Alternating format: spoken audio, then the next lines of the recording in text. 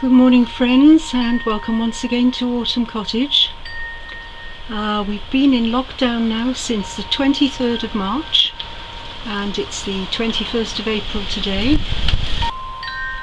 It's beautifully sunny today, it's a lovely spring day, but after some very much needed rain over the weekend, 24 hours of good soaking, we are now back to springtime weather, but really quite breezy, quite blowy.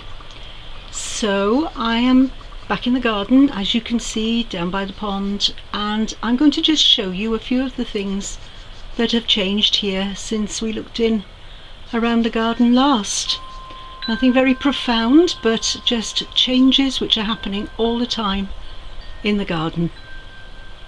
The first thing I want to show you is the Dixonia, the fern, the New Zealand fern, which I have repotted recently. This is something that needs to be kept under cover during the winter. It's quite tender. If it's planted out, a lot of people tend to wrap it with sacking over the winter, but I just put it in the old Victorian loo and it seemed to be sheltered in there, as long as I remember to water it. And I'm pleased to say it's got several new leaves on it. So watch this space with that one. The frosts are going over now, so I thought it was time to put out a couple of little figurines that I have in the garden over the summer. These also live in the summer house during the winter because it's likely they will crack in the frost. That's my little St. Francis, which is actually a bird bath that all the birds come down to drink from.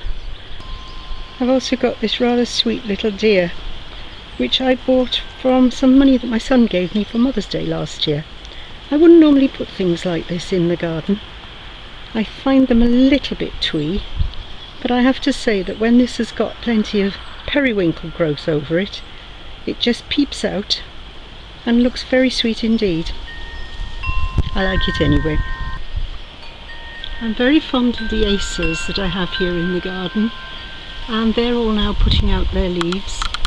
This is a particularly attractive one. I love this one very much. I think this is Acer dissectum. It certainly does have very, very dissected leaves, as you can see, but it's so windy that the shade is blowing back and forth. This is a place we like to lounge around in the summer when it gets very hot, but it has been sitting around for rather a long time, so in fact this is really something of a garden feature. It's not just a lounger, but it is somewhere where lots of moss and lichen grow, and very beautiful it is too. Let me take you up close and show you. Just lovely, isn't it? Several different varieties growing on the wood. Another Acer dissectum, but this time the purpureum variety, lovely deep purple. You can see it shows up rather well against the acid green of the leaves behind it. That's euonymus. The periwinkle still looks beautiful, that very vivid purple blue. We've been cutting some of this back. This actually spreads by runners, which shoot out and then reattach themselves to the soil. If you dig them up, you get lots of nice new plants. And I'm always ready for that, so a lot of digging up has been done recently.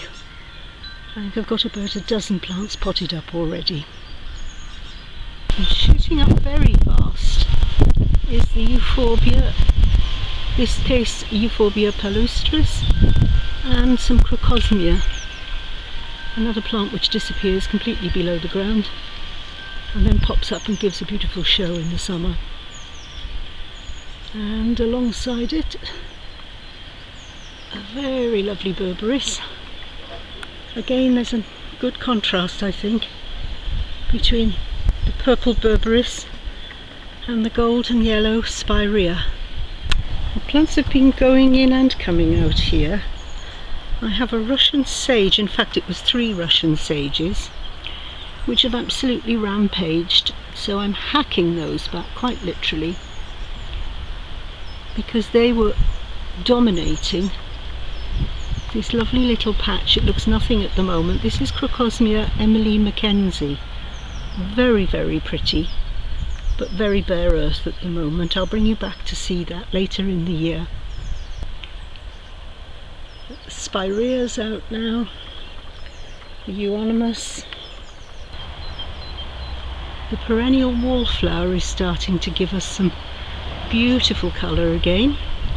That lasted well through the winter. Down on the patio, the vine has started. Every year we think it's not going to grow. It looks completely and utterly dead. But then round about this time, there they are. They start to come out. There are the leaves. And by the end of the summer that pergola will be completely covered.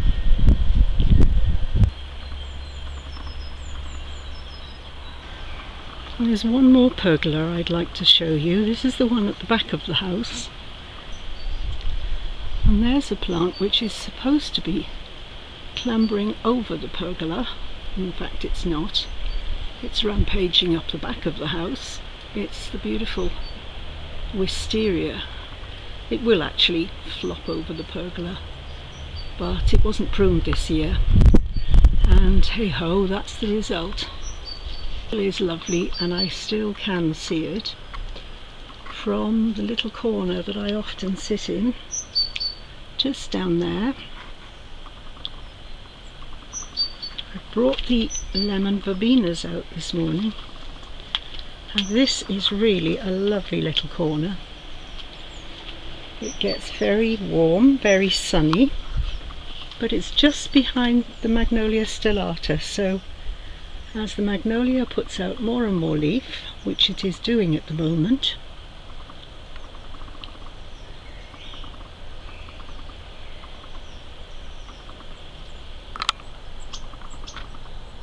it makes the corner shadier and shadier, and in midsummer it's a beautiful spot. We call this the Mediterranean Terrace, simply because this is where I grow a lot of Mediterranean plants. These are the lemon verbena. I only wish you could smell these, because the lemon scent is just heavenly. I'm going to enjoy this lemon scent because I'm going to find myself a nice cup of tea, and I'm going to sit here with a book or a magazine and just take in what I can see in the garden. I suggest you do the same. Make yourself a nice cup of tea and have 5 minutes wherever you are. From where I'm sitting, I can see all the agapanthus coming out. Tell me what you can see in your garden right now.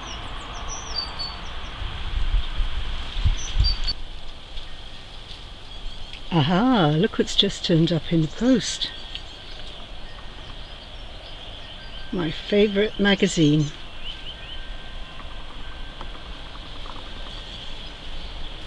That should keep me quiet for 5 minutes this afternoon. As always, friends, if you've enjoyed watching this little video, do give me a thumbs up. Share the link if you think anybody would be interested in watching.